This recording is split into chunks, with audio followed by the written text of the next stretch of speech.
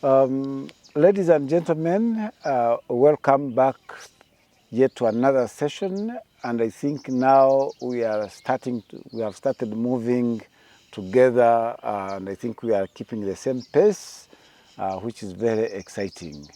I am Clovis Kabaseke, Head of Department Environment, Natural Resources and Tourism of the Faculty of Agriculture and Environmental Sciences at Mountains of the Moon University. We have covered quite a lot of things regarding agroecology. We have seen agroecology as from the social perspective. We have seen it from the economic perspective. We have also seen it from the ecological perspective. We have also covered the type of topography and environment that we have, more especially in the region where my university is. And we have seen that it is characterized of fragile ecosystems, and this is why we take agroecology to be very, very important, very key in order to ensure that these fragile ecosystems are properly managed. I think today I would like also to tell you how far we have actually gone as a university in promoting agroecology in our region and the impact so far we have had in the region. I'm glad to inform you or tell you that Mountains of the Moon University is a very unique university which is growing very steadily, and this is why recently it was taken over by the government as a public university, where it actually started as a community university. I will not go into details of that, but what is very important now is in spite of having several disciplines in this university, the niche of this university is agriculture, tourism, and environmental sciences. If you combine those together, it would, if you wanted to use only one word, that one would be agroecology, because agriculture, tourism, especially ecotourism, the one we are mostly promoting, and environmental sciences actually form agroecology. We have already had a very big impact in the region. Even if we started promoting this not many years ago, we can see that many non-government organizations are already promoting agroecology just because of our impact. Organizations like Kabale Research and Resource Center, organizations like JESE, that is Joint Effort to Save the Environment, organizations like NRDI, BDIDP, RCRA, PELAM Uganda are all now embracing agroecology because they are already realizing that that is the way to go. So when we are trying to train you in agroecology, don't get worried that where are you going to get employment from? No, the world is actually embracing agroecology so much, and every other day it is becoming popular and more popular. Even the first PhD this university is going to offer, which begins next year, is a PhD in agroecological sciences, which is a very, very big achievement, and that shows how agroecology is developing in this area. Why are we very passionate about that? And I would like to talk about the local opportunities that we are having. For instance, Mountains of the Moon University is in the Fort Portal Tourism City. This is the tourism city of Uganda. And agroecology suits very well to all the activities that can be done, carried out around. If they are agroecological, they would contribute quite a lot to this tourism city, because most of the tourists would actually like safe food. They would like even the production systems that we shall be practicing. Even the president of Uganda has begun to appreciate agroecology. He has told Naro to start promoting indigenous seeds and breeds. Like he himself is now promoting the Ankole cow. He has sold some to South Africa, and Ankole cows are now picking a very, very big market. One Ankole cow can now cost almost 3-4 times more than an exotic cow can do. And all those are local opportunities that are around, but I would like to also mention about the threats that we are having as we promote agroecology. One of the big threats is poorly designed industrialization. I think last time I was giving you an example of if somebody decided to include the ketchup industry, ketchup factory in the industrial park that is established at the foothills of Mount Rwenzori. That could end up destroying all the ecosystems from that area. So poorly designed industrialization is a big threat, and it can actually be very harmful to our environment and our production systems. Then we also have some rapid infiltration of eco-unfriendly technologies by scientists who are trained by multinational companies. We have got some students, scholars, who actually benefit from scholarships by multinational companies like Monsanto, DuPont, Novartis.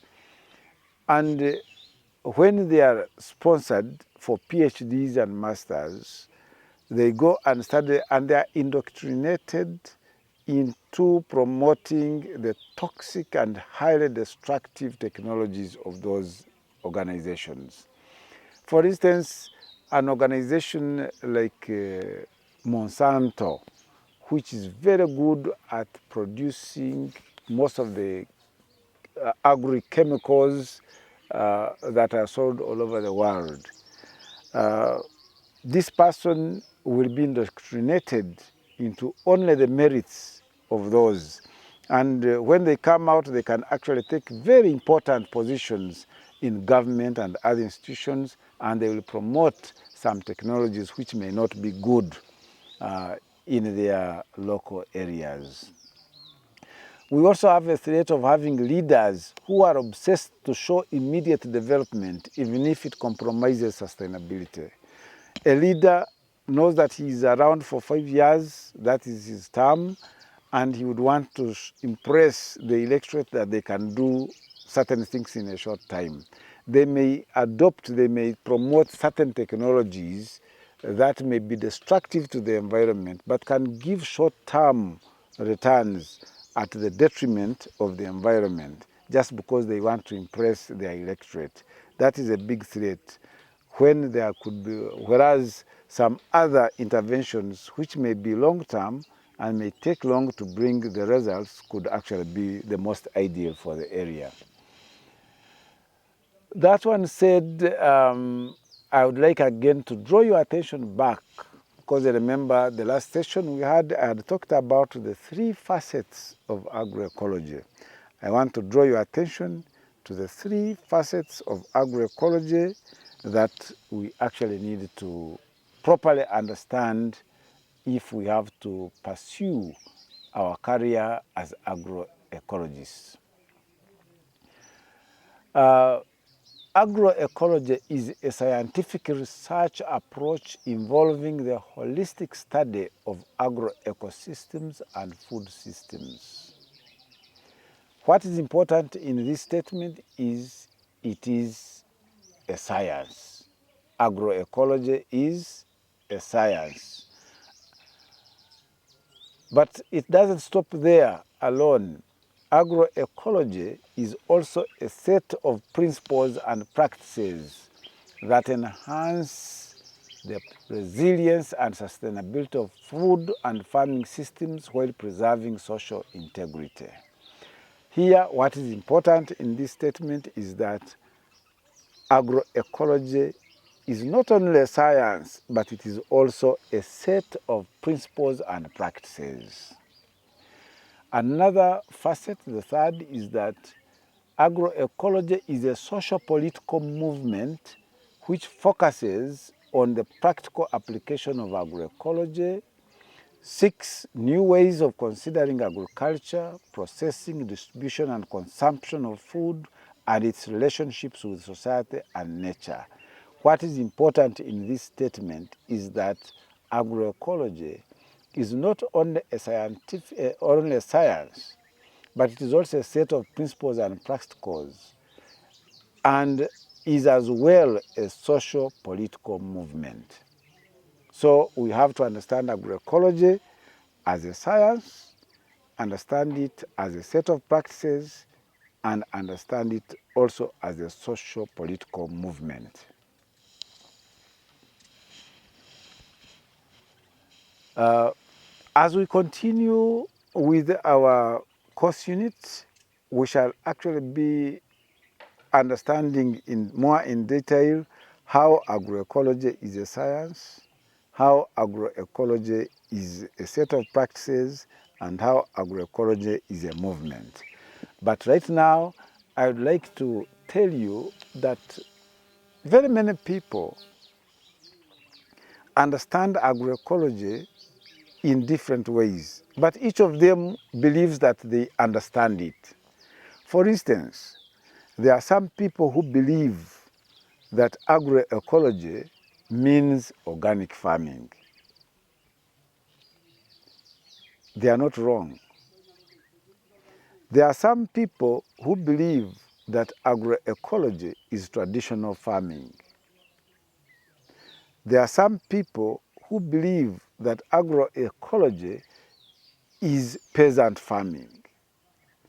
So people have got different perspectives of agroecology, and to themselves, they actually believe they know agroecology. Because I have even been at international fora where experts of agroecology come up to make a presentation, but at the end of the presentation, you find the audience more confused than after the meeting than before the meeting.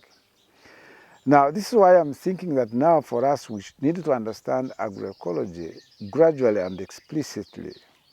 And by doing this one, I'll start by telling you the different models or the different types that we have of agroecology. We have got permaculture. Permaculture is a type of agroecology. And permaculture will mimic nature. Like you can actually see that the forest, the natural forest, is always healthy, green, and can stay for quite a long time. But nobody puts their fertilizers, nobody sprays with any chemicals, and it remains very healthy.